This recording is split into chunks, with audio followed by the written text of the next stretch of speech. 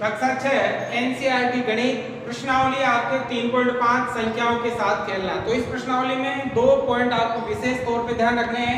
सबसे पहला पॉइंट है आपके अभाज्य गुणनखंड। अभाज्य गुणनखंड, पहले हम लोगों ने गुणनखंड करना सीखा था, ठीक है ना। इसमें एक और है अभाज्य गुणनखंड। अब देखो अभाज्य क्या होता है। अभाज्य संख्या पढ़ी थी हमने, भाज्य संख्या अभाज्य संख्या। तो अभाज्य संख्या क्या होती थी, 2 3 7 5, ठीक है, 5 7 11 अभाज्य संख्या होती थी। मतलब जिसमें एक या स्वयं का ही भाग जाए वो कौन सी संख्या कहलाती थी, अभाज्य। अभाज्य गुणनखंड जब भी हम करेंगे किसी भी संख्या का, तो वो गुणनखंड केवल अभाज्य संख्या ही होनी चाहिए। जैसे 24 है, 24 का आपको अभाज्य गुणनखंड निकालना है। तो इसके लिए हम क्या करते हैं, ऐसा फॉर्मेट बनाते हैं, ठीक है। और इस 24 को हम यहाँ लिखते हैं, ठीक है। अब 24 में हमें भाग देना है। अब भाग आपको केवल अभाज्य संख्याओं का ही देना है। सबसे पहले 2 का 2, 2 का नहीं जाता है तो 3 का, 3 का नहीं जाता है तो 5 का, 5 का नहीं जाता है तो 7 का, ऐसे भाग देना होता है, ठीक है ना। अब जैसे 24 है, 2 का भाग जाएगा ना, क्योंकि पीछे 4 है। 2 का भाग देखो, 2 एकम 2, 2 दूनी 4, 12 बार गया। अब 12 में 2 का भाग कितना जाता है, कितनी बार जाता है बेटा, 6 बार, 6 दूनी 12। फिर 6 में 2 का भाग कितनी बार, 3 बार, 3 दूनी 6। अब 3 में 2 का भाग जाता है क्या, नहीं, किसका जाएगा, 3 का, 3 एकम 3, एक बार। तो यहाँ पर 24 के अभाज्य गुणनखंड जो ये वाले 2 गुणा 2 गुणा 2 गुणा 3, इन सबको गुणा करोगे तो वापस कितने प्राप्त होंगे, 24 प्राप्त होंगे। और ये 24 के क्या हो गए, आपके अभाज्य गुणनखंड हो जाते हैं। तो इस प्रकार से हम अभाज्य गुणनखंड निकालेंगे, ठीक है ना। तो जैसे सवाल आएंगे तो और अच्छे से आपको समझ में आ जाएगा। इसके अलावा एक और पॉइंट इसमें वो है आपके गुणनखंड वृक्ष। गुणनखंड वृक्ष, अब देखो गुणनखंड वृक्ष क्या होता है, ठीक है। जैसे मान लो 24 ही है, अब 24 के ही आपको गुणनखंड करने हैं, गुणनखंड वृक्ष, ठीक है ना, ये वाला। अब जो 24 है उसको हम किस किस से विभाजित कर सकते हैं, किस किस का भाग जा सकता है। 24 में 2 का भी जा सकता है, ठीक है ना। अगर मैं इसमें 2 का भाग देता हूँ तो बताओ भाग कितनी बार जाएगा। 2 का भाग अगर हमने दिया तो कितनी बार जाएगा, आपके 12 बार, ठीक है। अब देखो इनमें 2 तो किसी संख्या से विभाजित होगा नहीं, मतलब 2 में तो केवल 2 का ही भाग जाता है। अब 12 विभाजित हो जाएगा किससे, 2 से हो जाएगा। 2 का भाग अगर हम 12 में दें तो कितनी बार जाएगा, 2 का भाग तो 12 में कितनी बार जाता है, 6 बार, ठीक है। अब 2 तो विभाजित होगा नहीं, कौन विभाजित होगा, 6 विभाजित होगा, ठीक है। अब 6 किसका भाग जाएगा, 2 का जाएगा ना, 2 का भाग चला जाएगा 6 में, 2 का भाग कितनी बार, 3 बार, ठीक है। और लास्ट में ये दोनों किसी से विभाजित नहीं होते हैं। तो इस प्रकार से हमें क्या बनाना है, गुणनखंड वृक्ष बनाना है। आप ये सभी 24 के गुणनखंड है सारे के सारे, हमने पिछले क्लास में देखा है। अगर आप अभाज्य गुणनखंडों की बात करें तो 2 फिर 2 फिर 2 और फिर 3, ये हैं इसके अभाज्य गुणनखंड। और ये सभी भी इसके क्या हैं, गुणनखंड होते हैं। तो ये 2 चीजें पढ़नी है। और इससे पहले की क्लास में आपने भाजकता के नियम पढ़ लिए थे, गुणनखंड करना सीखा था, ठीक है ना। तो ठीक है, तो अब इसके बाद देखो सवाल नंबर 1, जो पहला सवाल है उसमें लिखा है कि निम्नलिखित में से कौन सा कथन सत्य है। आपको ये दो दैर्घ्य में सत्य बताना है कि कौन सा कथन सत्य है। तो देखो पहला, यदि कोई संख्या 3 से विभाज्य है तो वह 9 से भी विभाजित होती है। ये कह रहा है कि यदि किसी संख्या में 3 का भाग जाता है तो क्या उसमें 9 का भी भाग जाएगा। अगर मैं बात करूं 6 की, ठीक है, 6 में किसका भाग जाता है, 3 का, कितनी बार, 2 बार जाता है। तो क्या 6 में 9 का भी भाग जाएगा, जाएगा क्या, नहीं जाएगा। मतलब ये कथन क्या है, आपके असत्य। ये कह रहा है कि यदि किसी संख्या में 3 का भाग जाता है तो उसमें 9 का भी जाता है। देखो 6 में 3 का जाता है लेकिन 6 में 9 का नहीं जाता। कथन कैसा है, आपके असत्य। समझ में आ गया ना। कह रहा था कि अगर कोई संख्या 3 से विभाजित है तो 9 से विभाजित होगी, नहीं होगी, ठीक है। दूसरा देखो, यदि एक संख्या 9 से विभाज्य है तो वह 3 से भी अवश्य ही विभाज्य होगी। अब उल्टा, अगर किसी संख्या में 9 का भाग जाता है तो उसमें किसका, 3 का भी भाग जाएगा।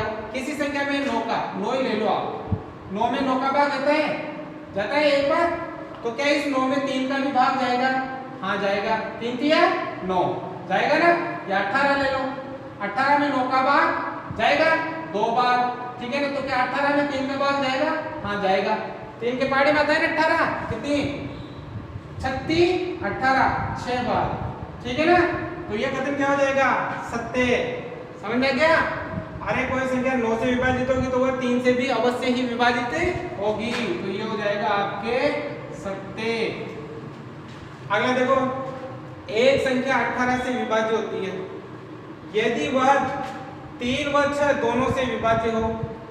कह रहा है कि अगर कोई संख्या है उसमें 3 और 6 का भाग जाता है तो क्या उसमें 18 का भी भाग जाएगा? एक संख्या 18 से विभाजित होती है यदि वह 3 और 6 से भी विभाज्य हो, यानी कि 3 और 6 का जिस संख्या में भाग जाता है क्या उसका उसमें 18 का भी भाग जाता है, ये बताना है। तो देखो, अगर संख्या में 12 ले लूं तो 12 में 3 का भाग जाता है ना। कितनी बार? 4 बार जाता है। और 12 में 6 का भाग जाता है, 6 दूनी 12 जाता है। तो क्या 12 में 18 का भाग जाएगा? क्या 12 में 18 का भाग जाएगा? नहीं जाएगा। मतलब कथन क्या हो जाएगा? असत्य। 3 और 6 में जिसका 3 और 6 जिसमें 3 और 6 का भाग जाएगा क्या उसमें 18 का भाग जाएगा? नहीं जाएगा। समझ में आ गया? कथन क्या हो जाएगा आपके? असत्य, ठीक है। अगला, यदि एक संख्या 9 और 10 दोनों से विभाज्य है तो वह 90 से भी विभाज्य होगी। अगर किसी संख्या में 9 और 10 दोनों का एक भाग जाता है तो क्या वह 90 से विभाज्य होगी? हाँ होगी, क्योंकि 9 और 10 90 के क्या है? गुणनखंड है। गुणा करके देख लो, 9 को 10 से गुणा करोगे तो कितना आएगा? 90 तो आएगा। अगर आप 9 को 10 से गुणा करोगे तो कितना आएगा? 90 आएगा। मतलब 90 में 9 का भी भाग जाएगा, 10 का भी जाएगा और 90 का भी जाएगा। कथन क्या हो जाएगा आपके? सत्य। आ रहा है समझ में? ठीक है। अब देखो, यदि दो संख्याएं सहअभाज्य हो, यदि दो संख्याएं क्या हो? सहअभाज्य। सहअभाज्य किसे कहते हैं? जिन संख्याओं का गुणनखंड मतलब कौन सा गुणन? सार का गुणनखंड केवल एक आए, वो कौन सी संख्या कहलाती है? सहअभाज्य। तो इनमें कम से कम एक अवश्य ही अभाज्य संख्या होगी। तो इनमें कम से कम एक अवश्य ही अभाज्य संख्या होगी। ऐसा हो सकता है क्या? हो भी सकता है और नहीं भी हो सकता, लेकिन ये कह रहा है कि अवश्य ही होगा, अवश्य नहीं होगा। हो भी सकता है और नहीं भी हो सकता। इसलिए ये कथन क्या हो जाएगा आपके? कथन हो जाएगा आपके असत्य। क्या हो जाएगा? असत्य। जैसे कोई भी नंबर आप लेके देख सकते हो, ठीक है ना। अब देखो अगला, 4 से विभाज्य सभी संख्याएं 8 से अवश्य विभाज्य होगी। मतलब जिस संख्या में 4 का भाग जाता है क्या उसमें 8 का भी जाएगा? अवश्य का है, अवश्य विभाज्य होगी। आप बता नहीं सकते असत्य। तो जैसे मान लो 4 ही है, अब 4 में 4 का भाग जाता है, 4 एकम 4 एक बार जाता है ना। तो क्या इस 4 में 8 का भी भाग जाएगा? जाएगा क्या? नहीं जाएगा। कथन कैसा है? कथन हो जाएगा आपके असत्य, ठीक है। अब देखो अगला, 8 से विभाज्य सभी संख्याएं 4 से भी विभाज्य होनी चाहिए। मतलब जिसमें 8 का भाग जाता है क्या उसमें भी 4 का जाता है? जैसे 8 ही ले लो, 8 में 8 का भाग जाता है एक बार, तो क्या 8 में 4 का भाग जाएगा?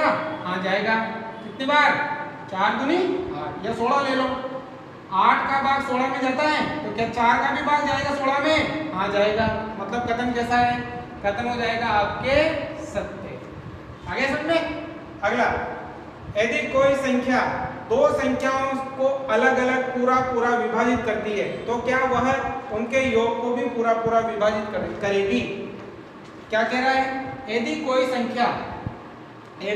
संख्या मान लो वो संख्या 2 है, ठीक है। दो संख्याओं को अलग अलग विभाजित करती है। ये जो 2 है, दो संख्याओं को अलग अलग विभाजित करती है। जैसे 4 ले लो और 6 ले लो, तो 2 का भाग आपके 4 में भी जाता है 4 और 6 ले लो, 4 और 6, तो 2 का भाग 4 में भी जाता है और 2 का भाग 6 में भी जाता है ना। इसमें जाएगा आपके 2 बार और इसमें जाएगा आपके 3 बार। तो वह उनके योग को भी पूरा विभाजित करेगी। तो ये जो संख्या है इन दोनों के योग को भी पूरा विभाजित करेगी। 4 + 6 बराबर कितना होता है? 10। तो क्या 2 का भाग 10 में भी जाएगा? हाँ जाएगा। मतलब कथन क्या है? सत्य। कोई संख्या दो है, वो दो अलग अलग संख्याओं को पूरी बार विभाजित करती है, तो वो इन दोनों के योग को भी पूरी बार विभाजित करेगी। मतलब कथन क्या हो जाएगा आपके? सत्य। ठीक है ना? भाजकता वाले नियम एक बार जरूर देख लो तो ये आराम से समझ में आएगा आपको। देखो अगला, यदि कोई संख्या दो संख्याओं के योग को विभाजित करती है, यदि कोई संख्या है दो संख्याओं के योग को पूरी बार विभाजित करती है, तो वह उन दोनों संख्याओं के को अलग अलग भी विभाजित करेगी। इसका जस्ट उल्टा है। जैसे मान लो कोई संख्या वही दो है, ठीक है? कितनी है? दो। और ये दो विभाजित करती है 50 को, करती है बेटा? 25 बार जाएगा ना, 25 दूनी 50 करती है। अब ये संख्या ये जो योग बना अलग अलग संख्याओं को, उसको विभाजित करेगी क्या? जैसे मान लो एक तो ले लिया मैंने, कितना? 27 और प्लस कितना? 23। 27 और 23 कितना होता है? 50। तो क्या 2 का भाग 27 और 23 में जाएगा? नहीं जाएगा। मतलब कथन कैसा है? कथन हो जाएगा आपके असत्य। आगे समझ में? एक बार ध्यान से देखोगे तो आराम से समझ में आएगा।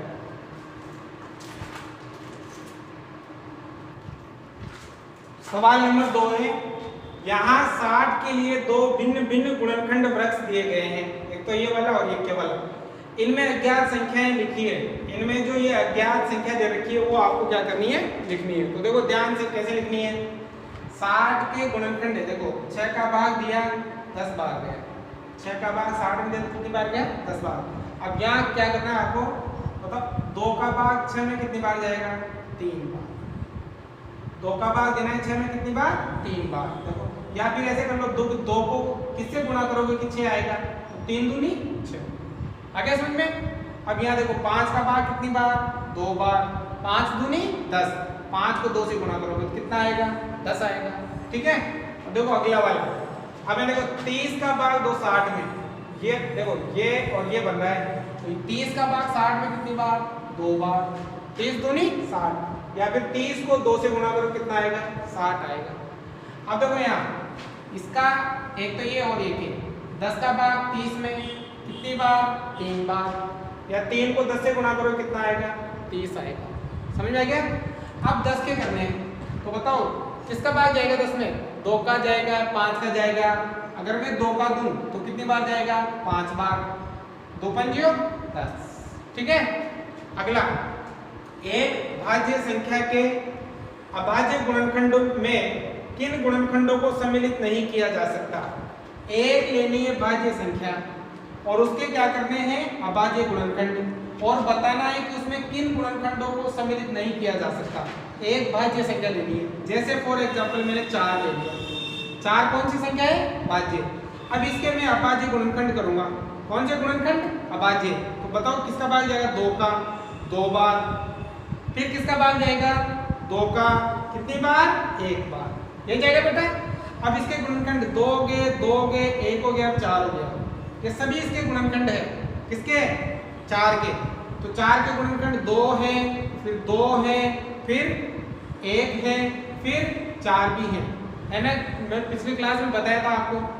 तो अगर इसके केवल अभाज्य गुणनखंड रखना है, इसके केवल कौन से गुणनखंड रखने हैं? अभाज्य। तो अभाज्य गुणनखंड केवल ये दोनों होंगे। इन दोनों को इसमें सम्मिलित नहीं किया जा सकता। तो देखो क्या लिखा है, एक अभाज्य संख्या के अभाज्य गुणनखंड में किन गुणनखंडों को सम्मिलित नहीं किया जा सकता? किन को?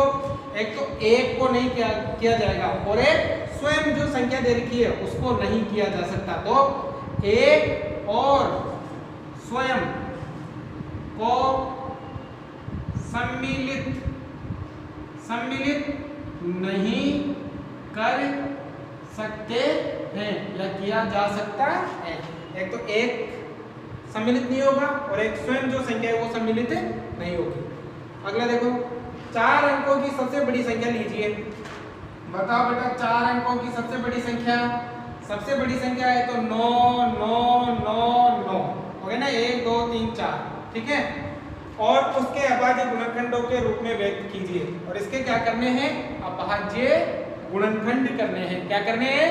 अभाज्य गुणनखंड। तो करो अभाज्य गुणनखंड। ये वाला फॉर्मेट बनाना है, 9 9 9 9। ठीक है? ये है आपके 4 अंकों की सबसे बड़ी संख्या, ठीक है ना। अब करो, बताओ किसका भाग जाएगा। लास्ट वाला नंबर देखो 9 है, मतलब समय 3 का भाग जाएगा। 3 का दे दो। 3 तिया 9, 3 तिया 9, 3 तिया 9, 3 तिया 9। फिर किसका जाएगा 3 का। 3 एकम 3, 3 एकम 3, 3 एकम 3, 3 एकम 3। अब किसका जाएगा। 1 का तो हम दे नहीं सकते, 11 का यहाँ भी जाएगा और 11 का यहाँ भी जाएगा। किसका 11 का बताओ। 11 एकम 11, कितनी बार, एक बार। 11 एकम 11, ठीक है। अब भाग पूरी बार गया, ठीक है, तो क्या उतर जाएगा 0। 11 एकम 11, कितनी बार गया 101 बार। अब 101 में किसका भाग जाएगा।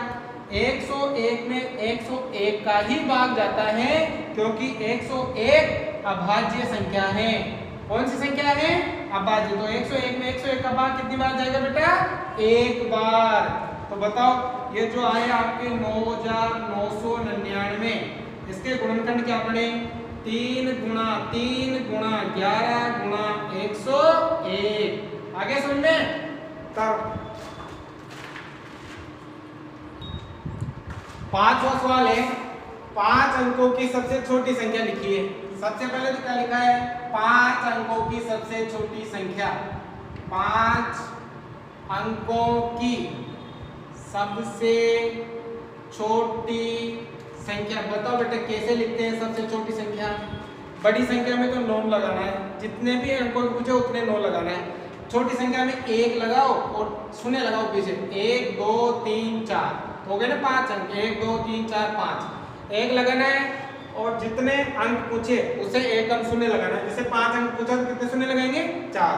तो ये हो गए आपके 5 अंकों की सबसे छोटी संख्या, और उसके अभाज्य गुणनखंडों के रूप में व्यक्त कीजिए। और इसको क्या करने हैं आपके, अभाज्य गुणनखंड करने हैं। तो देखो यहाँ पर ये है आपके कितना, ये हो जाएगा आपके 10,000, ठीक है ना, हो गया।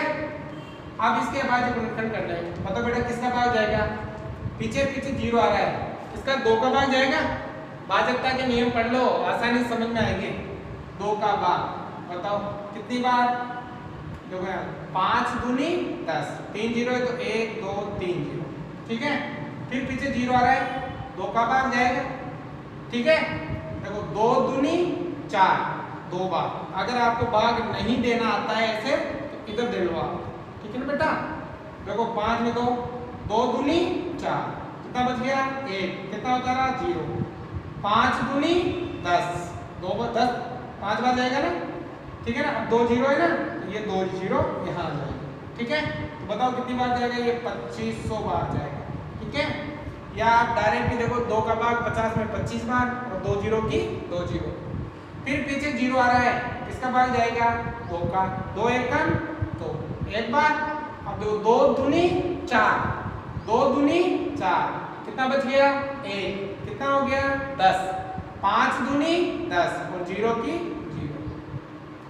अगर वहां ऐसे भाग देना नहीं आ रहा है तो इधर भाग दे लो अलग से, ठीक है ना। अब फिर 0 आ गया, फिर किसका जाएगा 2 का। अब देखो 2 का भाग 1 में तो जाएगा नहीं, 12 में 2, 6 दूनी 12, 6 दूनी 12, ठीक है ना। अब यहाँ देखो 5 में देना है, 2 दूनी 4, 1 बच गया, कितना हो गया 10। 5 दूनी 10, 625 बार जाएगा। अब देखो पीछे कितना आ गया 5। अगर पीछे 5 आता है तो आप उसमें 5 का भाग लगाओ, किसका 5 का लगाओ, 5 का। देखो बेटा पहले 5 एकम 5, 1 बार, कितना बच गया 1। यहाँ लगा दो, कितना हो गया 12। 5 का भाग दो 12 में, 5 दूनी 10। अब कितने बच गए 2, कितने हो गए 25, 50 25। फिर 5 आ गया तो फिर किसका भाग जाएगा 5 का। 5 देखो 1 में तो जाएगा नहीं, 12 में देना पड़ेगा। 5 दूनी 10, 2 बच गया 50 25। पीछे 5 आ गया तो किसका जाएगा 5 का, कितनी बार 50 25। फिर किसका जाएगा 5 का, कितनी बार 1 बार। हो गया खत्म। तो ये हो गए इसके अभाज्य गुणनखंड। तो बताओ बेटा ये आपके 10,000 के जो अभाज्य गुणनखंड बने वो क्या बने, 2 × 2 × 2 × 2, 2 गुणा 2 गुणा 2 गुणा 2, ठीक है। फिर 5 गुणा 5 गुणा 5, 5 गुणा 5 गुणा 5 गुणा 5। आगे समझ में। अगला वाला 1729 के सभी अभाज्य गुणनखंड ज्ञात कीजिए। 1729 के सभी अभाज्य गुणनखंड ज्ञात करने हैं। सबसे पहले तो इसके अभाज्य गुणनखंड ज्ञात करो। ये देखो, ये आपकी कितना 1729 अभाज्य गुणनखंड निकालने। अब देखो पीछे कितना है 9, मतलब आपके 2 का तो भाग नहीं जाएगा। अब 3 से करके देखेंगे। देखो 3 का भाग, अगर संख्या के अंकों के योग में 3 का भाग जाता है तो पूरी संख्या में किसका भाग जाएगा? 3 का। भाजकता के नियम पढ़ो, आराम से समझ आएगा। देखो 1 और 7 8, 8 और 2 10, 10 और 9 19। क्या 19 में 3 का भाग जाता है? नहीं जाता। इस संख्या में 3 का भाग नहीं जाएगा। 3 के बाद 5 का, 4 का तो देना ही नहीं है क्योंकि अभाज्य गुणनखंड है। 5 का जाएगा नहीं। 5 का भाग उसमें जाता है इकाई का अंक या तो 0 हो या फिर कितना हो 5 हो। तो यहाँ ना तो 0 है नहीं 5 है। 5 के बाद इसका 7 का, देखो 7 दूनी 14, 7 का जा सकता है। 7 दूनी 14, 7 का दे सकते हो आप, ठीक है ना। 7 का भाग लगाओ, 7 दूनी 14, कितना बच गया 3। यहाँ लगा तो कितना हो गया 32। तो 7 चौक 28, कितना बच गया 4। यहाँ लगा तो 49, 7 49, कितनी बार 7 बार। यहाँ आप अलग से भाग देके देख सकते हो। देखो 1729 में भाग लगाना 7 का, 7 दूनी 14, 3, 17 में 14 गए तो 3 और यहाँ उतारा 2, 7 चौक 28, 4 बार, कितना बच गया 4 बच गया। 32 में 28 गए 4, अब कितना उतारा 9, 7 के पहाड़े में 49, 7 49, तो कितनी बार भाग गया 247 बार, ठीक है ना। अब बेटा फिर 7 का जाएगा क्या 247 में? देखो देख सकते हो, 7 तिया 21, 3 बच गया 37 हो गया। 7 का भाग 37 में नहीं जाता। 7 का नहीं तो 9 का, देखो 9 का भाग किस में जाता है? देखो 9 का, 9 दूनी 18, 9 दूनी 18 और 18 कितना बच गया 6 जाएगा। 9 का भाग जाएगा। 9 का एक भाग दे के देखना है आपको, है ना। भाग लगा के देखना। देखो 9 का, 9 दूनी 18, 24 में से 18 गए तो कितना बच गया 6, कितना उतारा 7। 9 के पहाड़े में आता है क्या 67, 9 7 63 नहीं आता, तो 9 का भाग नहीं जाएगा। 11 का लगाओ, 11 का 11 दूनी 22, तो 2 बच गया, 7 उतारा नहीं जाएगा। किसका लगाओ 13 का लगाओ, 13 एकम 13, 13 दूनी 26, 13 का कितना बच गया 11, कितना उतारा 7 जाएगा। 13 नाम का 117 29 बार जाएगा, ठीक है ना। 13 का भाग लगाओगे कितनी बार जाएगा आपके 29। देखो 13 एकम 13, 13 19 बार, 13 एकम 13 एक बार गया। 24 में से 13 कटाए कितने बच गए 11, 4 में से 3 गया तो 1, 2 में से 1 गया तो 1, ठीक है ना। अब पीछे 7 उतारा। अब 13 नाम का कितना होता है 117, 9 बार, तो कितनी बार जाएगा? अगर मैं इस 13 का भाग लगाया कितनी बार? 13 का भाग जाएगा 19 बार। अब 19 में किसका जाएगा 19 का जाएगा कितनी बार 1 बार। थोड़ा ध्यान से देखना है, भाग लगा के चेक करना है आपको, ऑटोमेटिक आ जाएगा, ठीक है ना बेटा। तो बताओ इसके जो गुणनखंड बने 1729 के, वो क्या बने? वो बने 7 बना, 13 बना और 19 बना, ठीक है ना। 7 13 19, उन्हें आरोही क्रम में व्यवस्थित कीजिए। ये आरोही क्रम ही है, बढ़ता हुआ क्रम, पहले 7 फिर 13 फिर 19, ठीक है ना। तो ये वो भी गया आपके कौन सा आरोही क्रम, ठीक है। अब 2 क्रमांगत अभाज्य गुणनखंड 9 यदि कोई संबंध हो तो लिखिए। 2 क्रमांगत मतलब ये दोनों या फिर ये दोनों, ठीक है ना। 2 क्रमांगत कोई संबंध है क्या इनमें? बताओ। देखो अगर मैं 13 में से 7 घटाऊं तो कितना बचेगा 4, और इनमें देखो अगर मैं 19 में से 13 घटाऊं तो कितना बचेगा? तो कितना बचेगा? तो यहाँ बचेगा आपके कितना 6। 13 में से 7 गया तो कितना बचेगा 6, और 13 में 7 गया तो 6 बचेगा, और 19 में 13 गया तो भी कितना बचेगा 6 बचेगा। तो दो लगातार जो नंबर है उनका अंतर कितना आ रहा है 6 आ रहा है। तो आप क्या बता सकते हो, हाँ दो क्रमांगत अभाज्य गुणनखंडों का अंतर 6 है। ठीक है ना, ये बताना है आप। आगे समझ में थोड़ा ध्यान से देखना, कोई समस्या हो तो मुझे कमेंट करके बताइए, कोई चीज़ समझ में नहीं आ रही हो तो, ठीक है ना। और वीडियो को आप अधिक से अधिक शेयर करो, अधिक से अधिक लोगों तक पहुंचाओ, ताकि भी जो पढ़ा रहे हो उनका फायदा सबको मिल सके। ठीक है, तो